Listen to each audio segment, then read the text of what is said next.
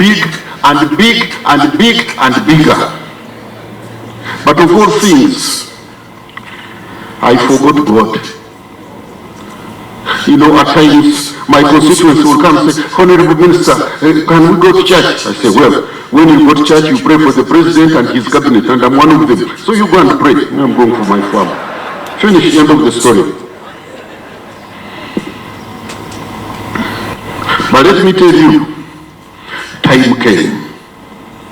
Oh yes, time came. When I saw all these glories and pots, you know, all just breaking down like a house of cards. Oh yeah. A man who was saluted by generals and now I was ordered by the privates. And when we catch him, I would go down.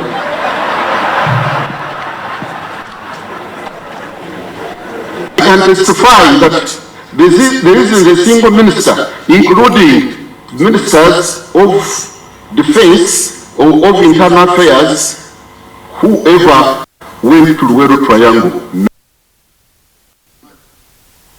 But Rwakasisi, you get there here.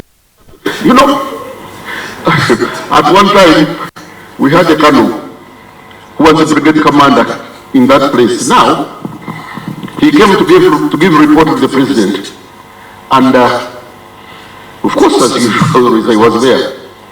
So he said, yesterday he was just in a council. So, but the boys tried to shoot and tried to shoot, but he was just doing like this, getting all the bullets.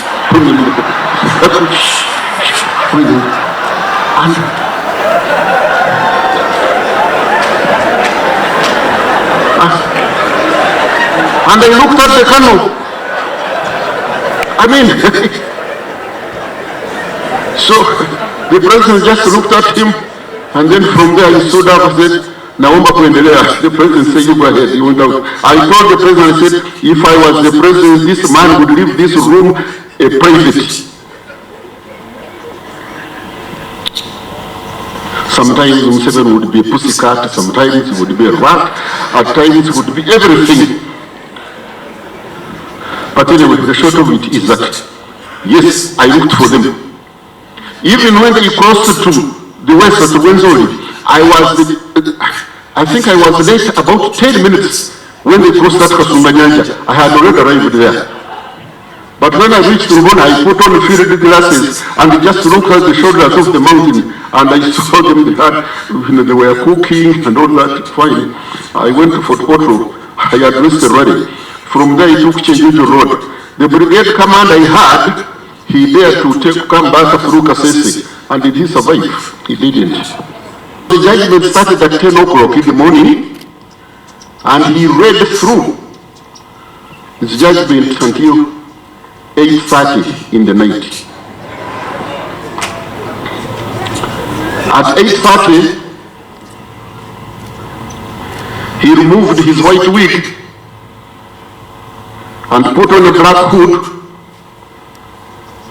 He locked the table where I'm going to pronounce the death sentence. The court stood up, and the prayer I said, I did not hear much of it, but I caught the tail end when they said, may his soul rest in peace. And that was the end. I was sitting for Rwakasisi. Now, from the Boma to condemn section on the death row. And I was a very, very bitter man. Very bitter. I hated two beings. One was God. I said, if you are God of mercy, if you are God of justice, how did you allow such a thing to obtain when you know that you are innocent? He never answered me. Another person I hated was MUSEVENI. That one I even had a spare hatred.